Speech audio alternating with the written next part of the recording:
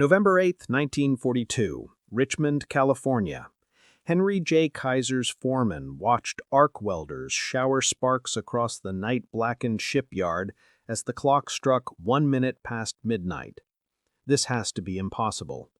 250,000 parts, 14 million pounds of steel, 4 days to assemble a 441-foot cargo ship capable of crossing the Pacific Ocean.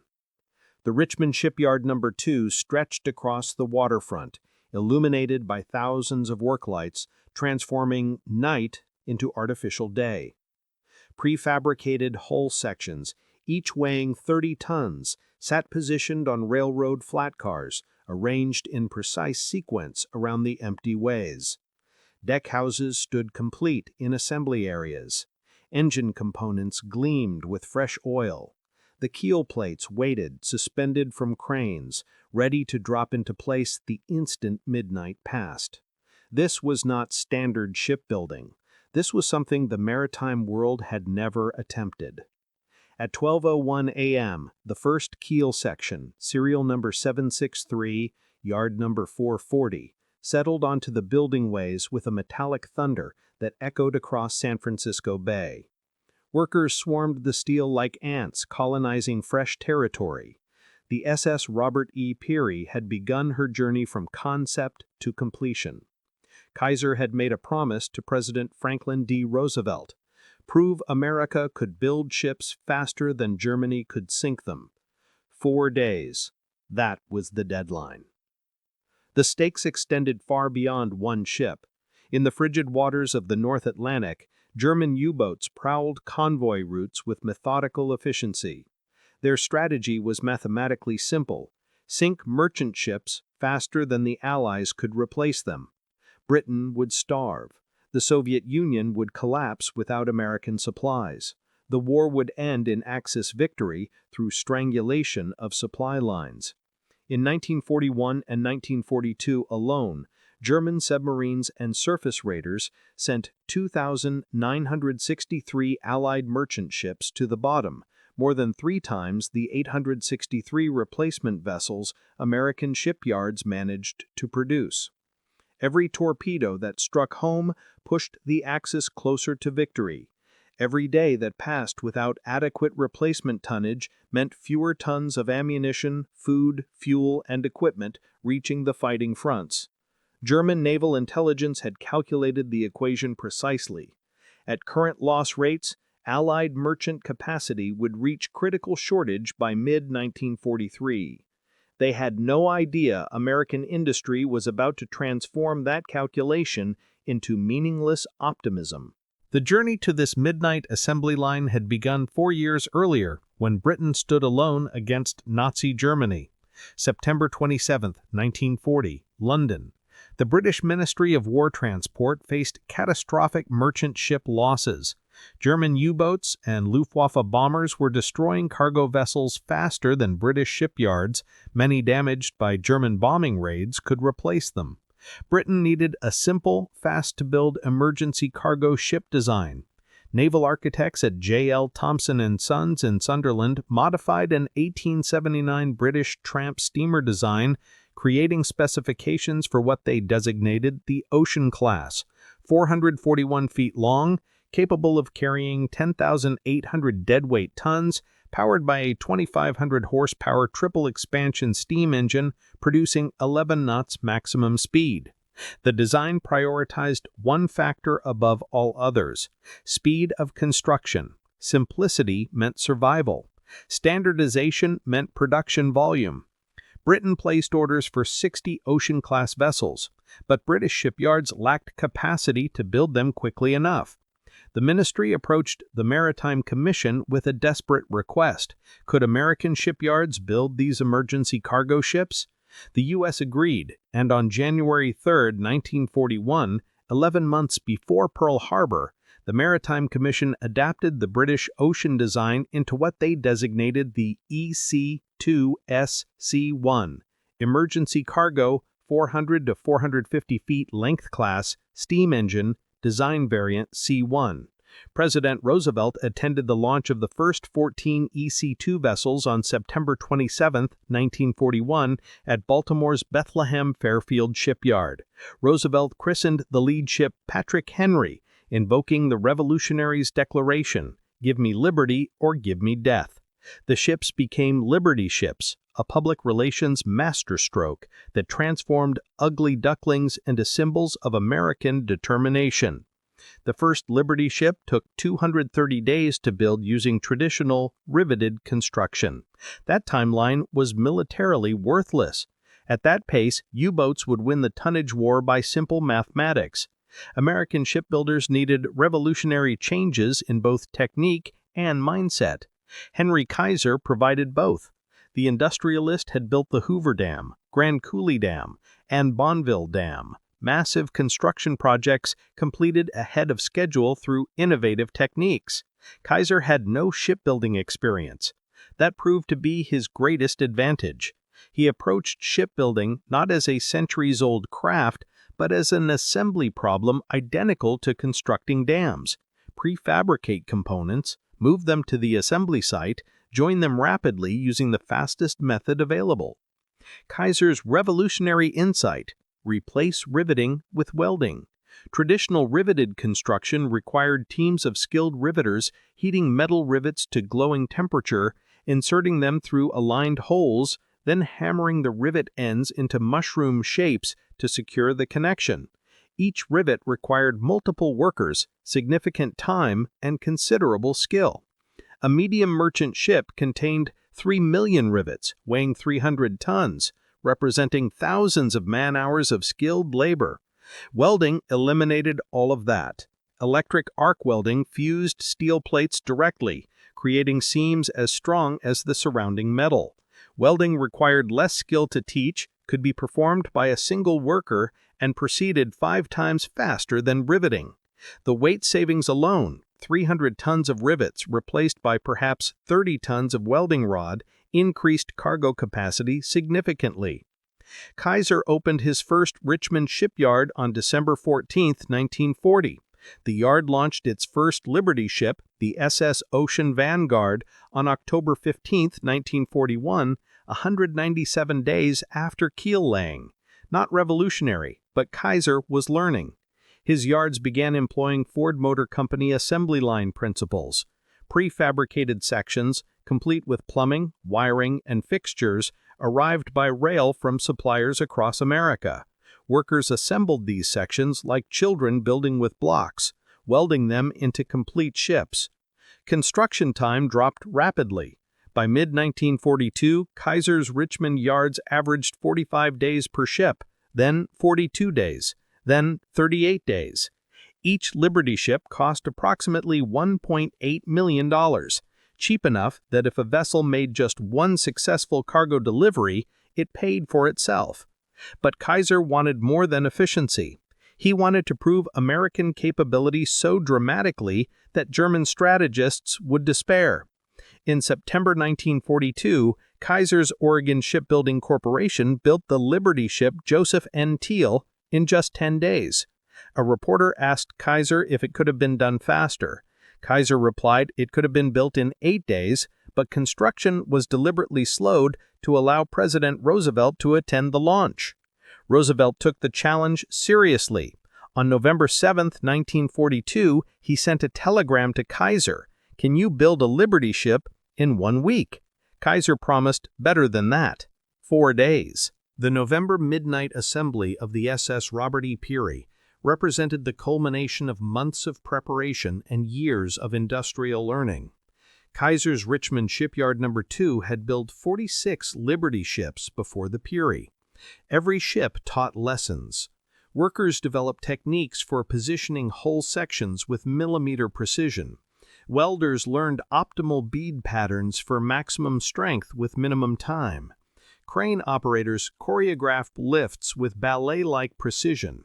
The entire yard became a living organism whose sole purpose was transforming steel into ships.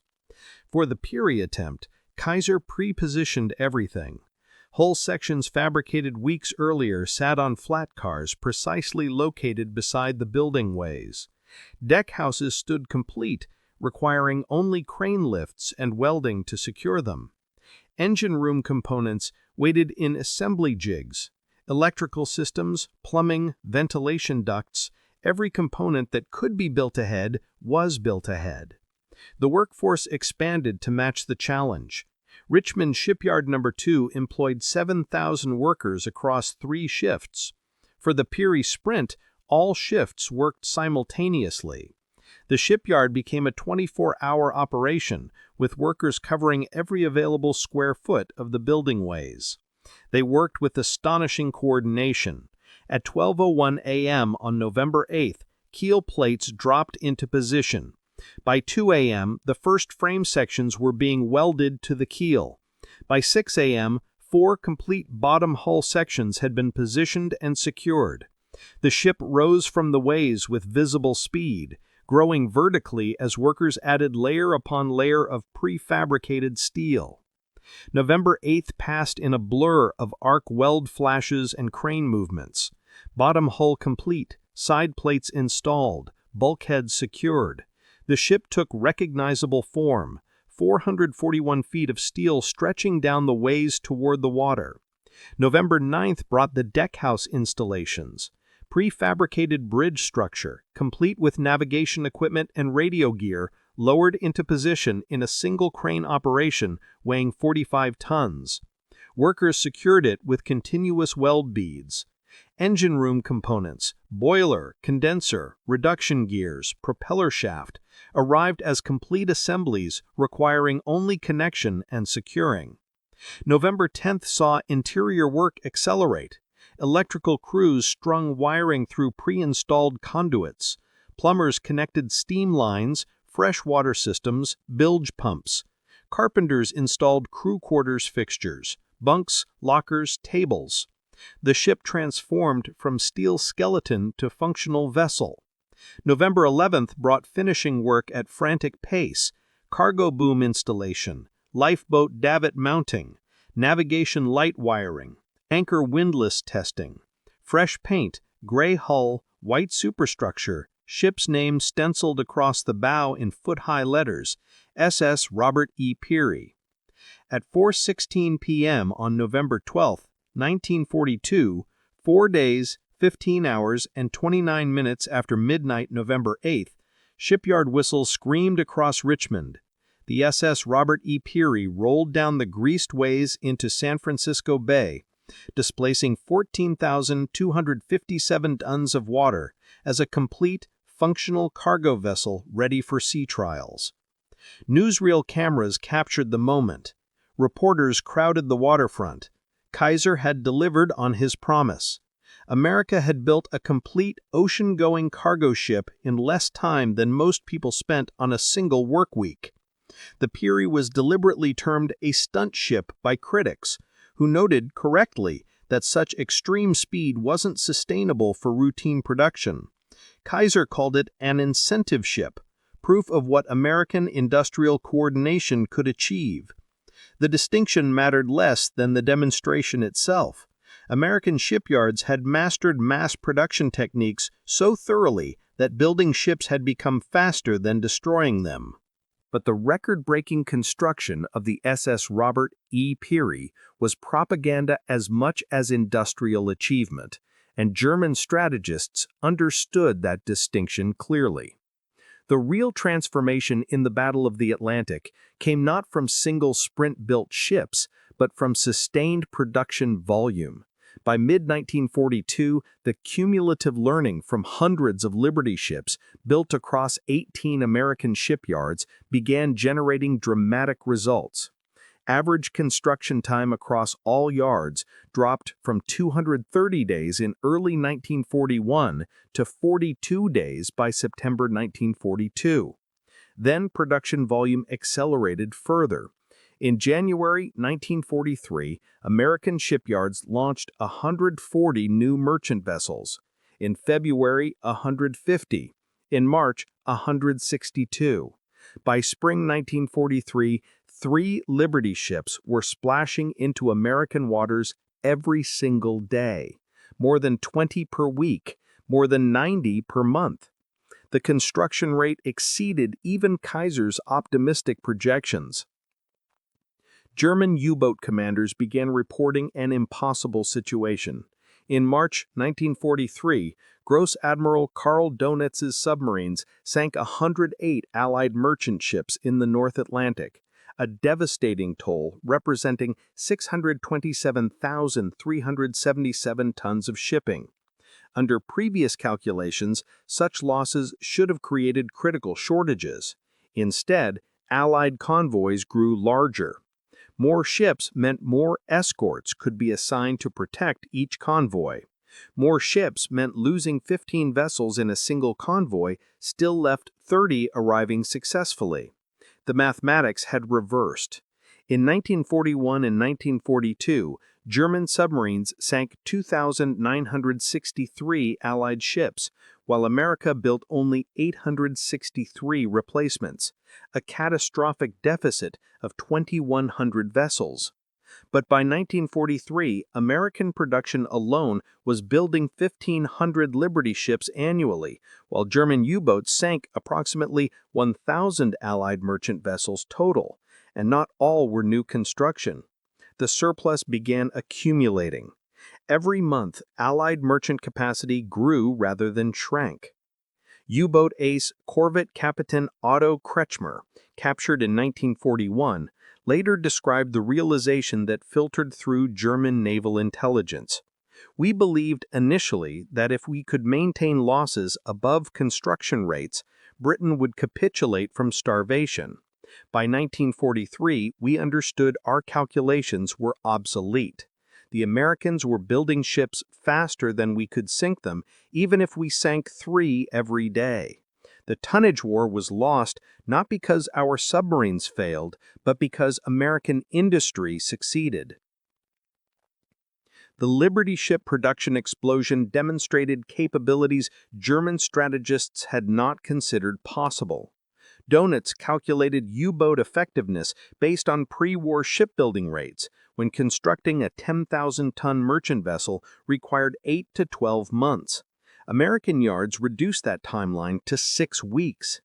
German naval planning depended on static industrial capacity, the assumption that yards could build only what they had built before, perhaps with modest efficiency improvements. They did not account for American ability to create entirely new shipyards from vacant waterfront in months. Between 1941 and 1945, the United States built or expanded 18 major shipyards dedicated to Liberty ship production. Richmond alone grew from empty waterfront to 4 massive yards employing 90,000 workers. These were not traditional shipyards accumulated over decades. They were industrial facilities designed specifically for one purpose: mass-producing identical cargo vessels using assembly line techniques. The workforce transformation was equally dramatic. Liberty shipyards employed 1.8 million Americans during the war, many with no shipbuilding experience. Women constituted 30% of shipyard workers by late 1942. African Americans held positions traditionally reserved for whites in pre-war yards. Eastine Koner, a former waitress, learned welding in a 6-week training program and worked as a scaler on the Liberty ship SS George Washington Carver. Josie Lucille Owens trained as a welder trainee in 1943 and contributed to building multiple Liberty ships. Welding made this workforce transition possible. Riveting required years of apprenticeship and significant upper body strength. Welding could be taught to competent workers in weeks and required steady hands more than raw strength, characteristics available in the expanded wartime workforce. The technological choice to weld rather than rivet enabled the social transformation that built the ships.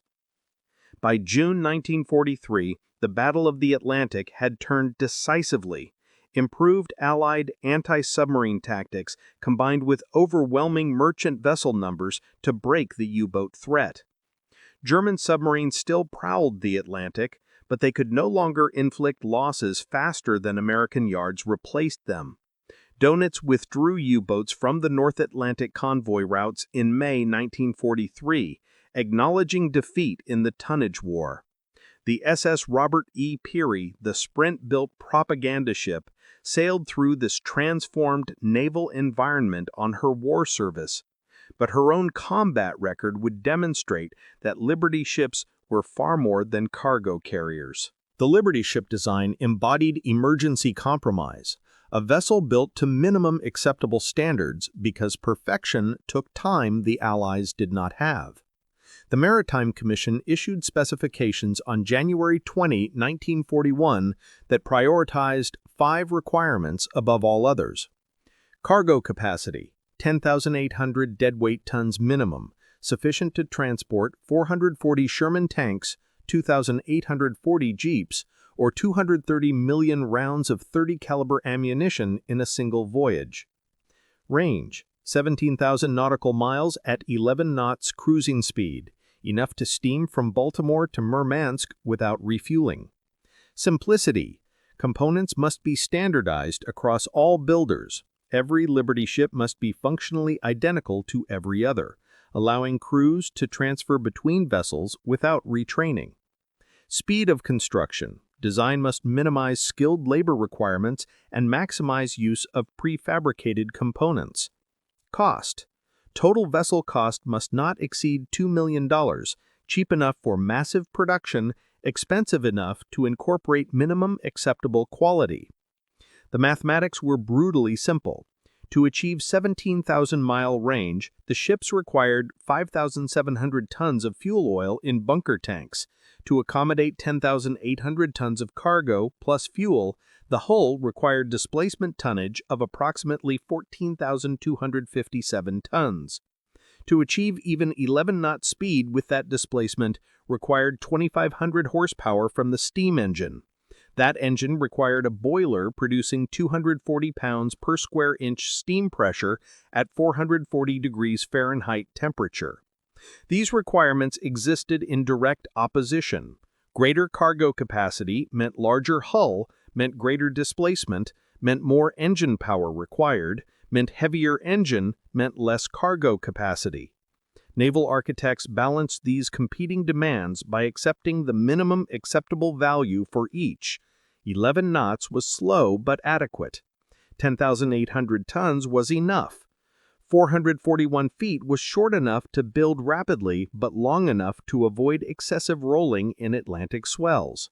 The design included deliberate compromises that sacrificed ideal performance for construction speed. The whole form was slab-sided and blunt, ugly but simple to build. The steam engine was a reciprocating triple expansion design from the 1890s rather than modern turbines, obsolete but reliable and manufacturable by companies with no turbine experience. The bridge and deck houses used rectangular shapes and right-angle corners, stress concentrators, but fast to fabricate and assemble. Naval architect Theodore E. Ferris designed the final American adaptation of the British Ocean class. His specifications called for welded construction throughout, except at stress-critical locations where riveting would provide crack-stopping redundancy. This proved to be an insufficient precaution. The steel itself represented another compromise. Liberty ships used carbon steel, meeting minimum commercial specifications for ship plate, 0.18 to 0.23% carbon content, 0.6 to 0.9% manganese, less than 0.05% phosphorus and sulfur. These were standard maritime steels used in countless pre-war vessels without problems. But those pre-war vessels were riveted. The riveting process itself provided crack-stopping joints. Each rivet hole created a boundary between steel plates. Cracks propagating through one plate could not easily jump the rivet joint to the adjacent plate. Riveted ships could suffer localized damage without catastrophic failure. Welded ships eliminated those boundaries. In an all-welded hull, steel plates fused into a single continuous structure. A crack starting at one location could propagate unimpeded across hundreds of feet of hull. The design provided for crack arrestor straps, reinforcing bands welded across stress points, but early Liberty ships used these sparingly to save construction time and weight.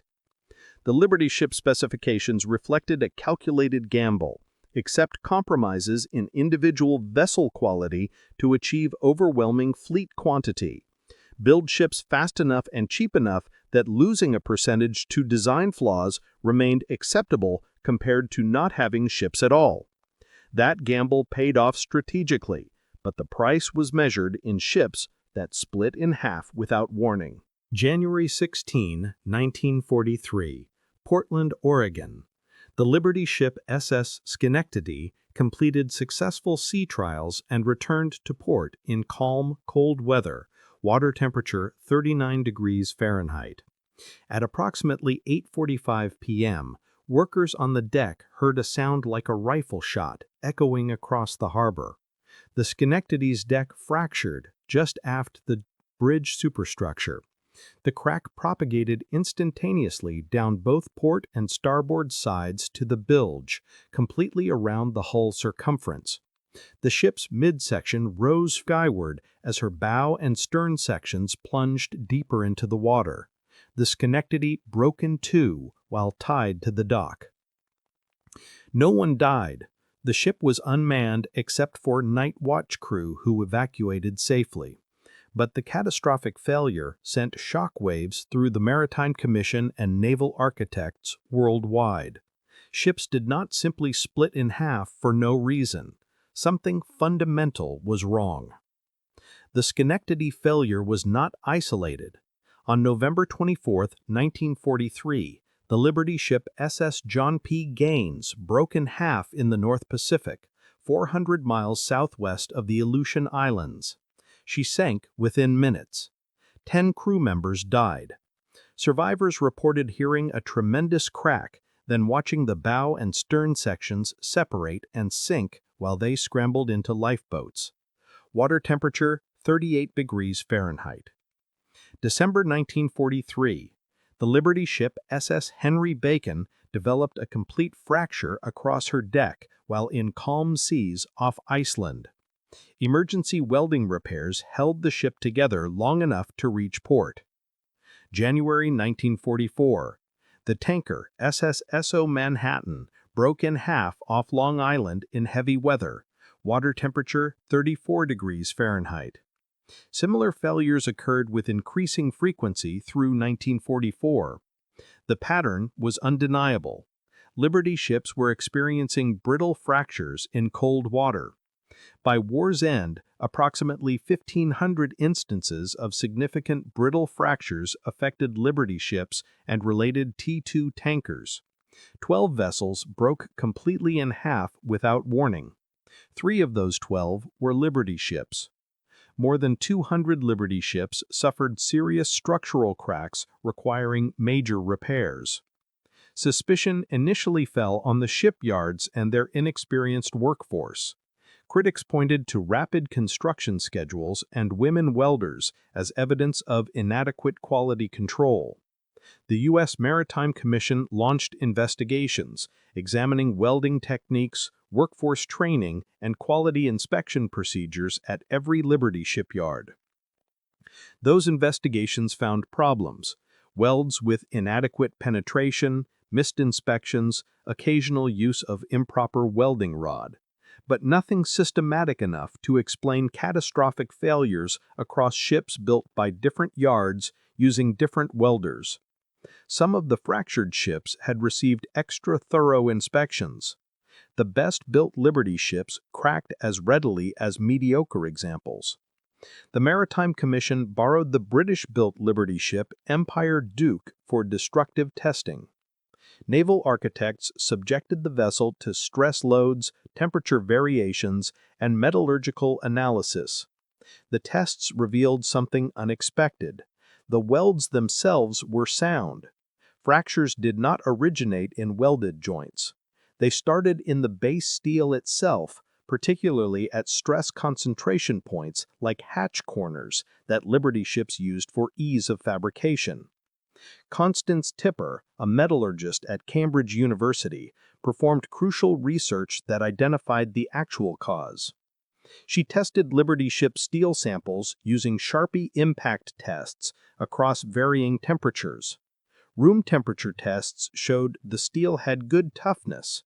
It absorbed energy and deformed extensively before fracturing. But when Tipper tested the same steel at 32 degrees Fahrenheit and below, the behavior changed dramatically. The steel became brittle, fracturing suddenly with little energy absorption. Tipper discovered the steel exhibited a ductile to brittle transition at specific temperatures. Below this transition temperature, the steel's crystalline structure changed behavior. Instead of absorbing stress through plastic deformation, the crystals fractured cleanly along crystallographic planes. Cracks propagated at sonic speed once started. The welding process made the problem worse. Welding heated adjacent steel to extreme temperatures, altering the metallurgical structure in the heat-affected zone near each weld. These zones had different grain structures than the base metal. When stress concentrated at corners or notches, particularly the square hatch corners that Liberty ships used for ease of fabrication, cracks could initiate in the heat-affected zones. Once a crack started in brittle steel, the all-welded construction provided no barriers to propagation. The crack raced along the hull at 2,000 feet per second, limited only by the speed of sound in steel. A crack starting at a forward hatch corner could reach the keel in under 1 second. The ship split before any human reaction was possible. Constance Tipper published her findings and developed the Tipper test for measuring ductile brittle transition temperatures in ship steel. Her work revolutionized understanding of fracture mechanics. But her research came too late for the Liberty ships already built. The Maritime Commission implemented emergency fixes. New Liberty ships built after 1943 received crack arrestor straps, steel reinforcements welded perpendicular to likely crack propagation paths at every deck opening and major stress point. Welding procedures changed to include stress-relieving heat treatments. Steel chemistry specifications were revised to require lower sulfur content and higher manganese, elements that reduced brittleness. These modifications reduced but did not eliminate brittle fracture incidents.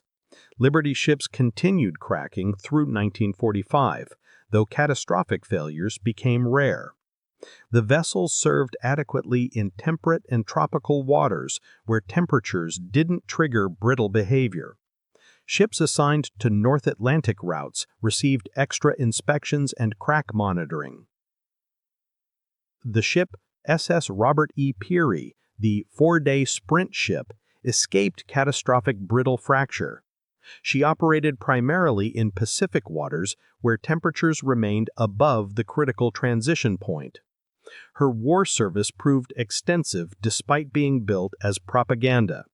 The Peary made multiple transatlantic crossings and participated directly in combat operations. On June 7, 1944, the Peary transported men and equipment from Cardiff, Wales to Omaha Beach, arriving just 1 day after D-Day under constant enemy artillery and air attack. She made multiple shuttle runs to Normandy through September 1944, delivering critical supplies to forces fighting inland from the beaches. Her armed guard crew, Navy gunners assigned to defend merchant ships, engaged German aircraft multiple times without suffering serious damage. The Peary's Pacific service proved equally demanding.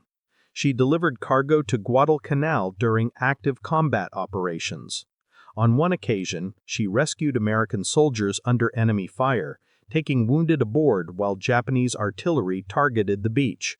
The Sprint-built ship proved as capable and durable as Liberty ships that took weeks longer to construct. The Liberty ship fleet, despite brittle fracture problems, accomplished its strategic mission. The ships transported 75% of all cargo shipped overseas by the United States during World War II. They carried millions of tons of ammunition, fuel, food, vehicles, aircraft, and raw materials to every combat theater. They transported troops to invasion beaches and evacuated wounded back to hospitals. Some became specialized variants: aircraft transports, hospital ships, repair ships, colliers. 30 Liberty ships were lost to brittle fracture failures, a terrible toll, but 2,710 were built. The survival rate exceeded 98%.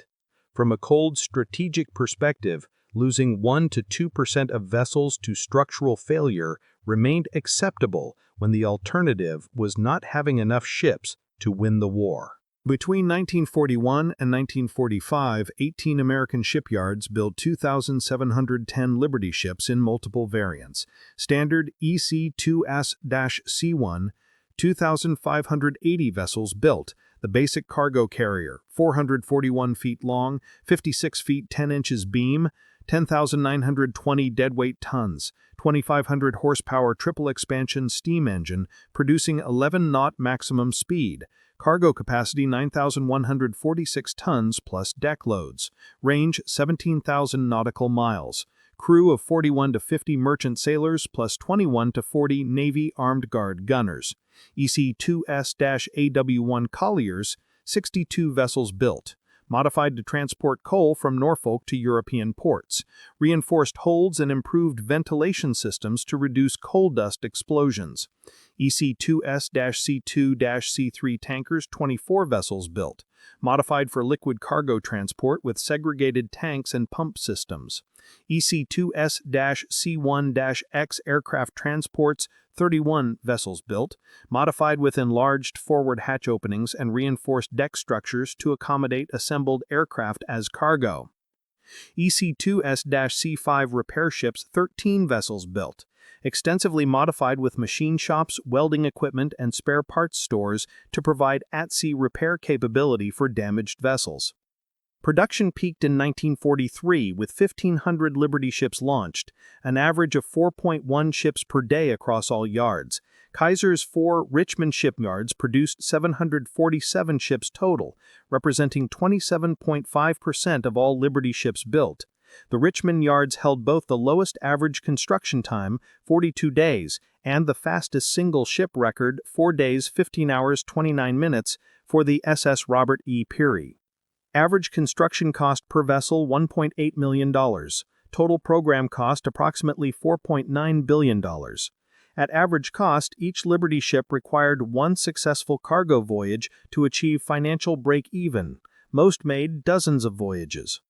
Liberty ship casualty statistics: of 2,710 vessels built, approximately 200 were lost to enemy action, torpedoes, bombs, mines, kamikaze attacks, and 30 to structural failures, brittle fractures. An additional 300 to 400 suffered serious damage requiring major repairs. Approximately 2,400 Liberty ships survived the war intact. Crew casualties on board Liberty ships totaled approximately 5,600 merchant sailors and Naval Armed Guard personnel killed in action or lost at sea. The per-voyage casualty rate averaged 0.03%, meaning 99.97% of Liberty ship voyages were completed successfully without crew deaths. For a vessel operating in active combat zones under constant submarine and air attack, this represented remarkable survivability. Comparative analysis reveals the Liberty ship's strategic value through contrast with similar vessels. German equivalent. Germany built no comparable emergency cargo ship program. German merchant fleet totaled approximately 4,000 vessels at war's start, but received no systematic replacement program. By 1945, German merchant capacity had collapsed to approximately 1,200 operational vessels, most trapped in German-controlled ports by Allied naval supremacy. British equivalent. Britain built approximately 300 Empire-class cargo ships, the original design that inspired Liberty ships, plus various other merchant vessels totaling about 800 ships during the war. The combined Anglo-American merchant construction program produced roughly 3,500 emergency cargo vessels, vastly exceeding German submarine capability to sink them. Japanese equivalent, Japan built approximately 2,800 merchant vessels during the war to replace losses to American submarine attacks. However, Japanese construction averaged 150 to 200 days per ship, 4 times slower than American Liberty ship production. By 1945, Japan's merchant fleet had been reduced from 6 million tons to less than 1 million tons of operational shipping. American submarines had sunk Japanese merchant vessels faster than Japanese yards could replace them, the exact reverse of the Atlantic situation. The philosophical differences between American and Axis approaches to merchant shipping revealed fundamental strategic thinking. The United States accepted individual ship design compromises to achieve overwhelming numerical superiority. American naval architects prioritized construction speed and workforce expendability over vessel performance optimization. The strategy worked because battles are won by having enough adequate ships rather than a few perfect ones. Germany and Japan both prioritized individual vessel quality over production quantity. They built better ships than Liberty ships, faster, more efficient, better constructed, but they built too few. Quality without quantity failed strategically. The Liberty ship program demonstrated that adequate design mass-produced defeats superior design slowly constructed. American merchant construction outpaced German destruction by 2.5 to 1 ratios. That margin of victory, uncomfortable when translated to 30 ships lost to brittle fractures, represented strategic dominance that ended the Battle of the Atlantic as a threat to Allied victory. The SS Robert E. Peary, the 4-day propaganda ship, served throughout the war without catastrophic failure. She made her final wartime voyage in April 1945, transporting cargo from Boston to Yokohama via the Panama Canal. The route took her across both Atlantic and Pacific Oceans, through waters where dozens of Liberty ships had been torpedoed, bombed, or simply cracked apart in cold seas. The Peary survived them all. After the war, the Peary continued merchant service under private operators. She transported commercial cargo until June 1963, when she was finally scrapped in Baltimore, Maryland, 21 years after her record-breaking 4-day construction, having served longer than many traditionally built ships. The irony was profound. The stunt ship, built as propaganda to prove American industrial capability, outlasted hundreds of Liberty ships that took weeks longer to construct. Speed of construction had no correlation with vessel longevity. The Peary proved as durable as any of her sister ships because she was, in every meaningful way, identical to them. The sprint construction merely compressed the assembly timeline. The quality of materials and workmanship remained constant. The broader Liberty ship fleet served even longer. Approximately 2,400 survived the war intact. Most were sold to commercial shipping companies and continued transporting cargo through the 1950s and 1960s. Some served into the 1970s. 2 survive today as museum ships, the SS John W. Brown in Baltimore and the SS Jeremiah O'Brien in San Francisco, both operational and capable of steaming under their own power. The Liberty ship program's ultimate legacy extends beyond the 2,710 vessels built. The ships themselves were means to an end. They transported 75% of all American wartime cargo, enabling Allied armies to remain supplied and offensive operations to continue. Without Liberty ships, Operation Overlord, the Normandy invasion, could not have been supplied adequately. Without Liberty ships, the Soviet Union might have collapsed under German assault for lack of American equipment and supplies. Without Liberty ships, the Pacific Island hopping campaign would have stalled from supply shortages. The Liberty ship program also revolutionized shipbuilding permanently. Welded construction became standard for all merchant vessels. Prefabrication and modular assembly techniques pioneered for Liberty ships now define modern shipbuilding worldwide. The lessons learned from brittle fracture failures led to improved steel metallurgy, better understanding of fracture mechanics, and design practices that prevent stress concentration. Every modern ship benefits from knowledge purchased at the cost of 30 Liberty ships lost to structural failure. The workforce transformation proved equally significant. The 1.8 million Americans employed in Liberty shipyards included unprecedented numbers of women and African Americans in skilled industrial positions. The social changes initiated by wartime necessity continued into peacetime. Kaiser's worker healthcare system evolved into Kaiser Permanente, demonstrating that innovations driven by emergency became permanent social infrastructure. Henry Kaiser's promise to President Roosevelt was simple: prove America could build ships faster than Germany could sink them. The SS Robert E. Peary's 4-day, 15-hour construction provided dramatic proof. But the real evidence came from sustained production. 3 ships per day in 1943, 2,710 total by war's end. German strategists had calculated that sinking Allied ships faster than construction replaced them would win the war through attrition. They were correct in theory, but catastrophically wrong in practice. They never understood that American industrial capacity was not fixed. It could expand by orders of magnitude in months. They never comprehended that American shipbuilding was not a craft industry limited by skilled labor availability. It was mass production requiring only determination and resources. The examination of Liberty ships by German intelligence officers after their capture revealed vessels built with welding techniques and modular assembly methods German yards had not adopted. The reports described ships constructed in 6 weeks that performed as reliably as vessels requiring 6 months of traditional construction.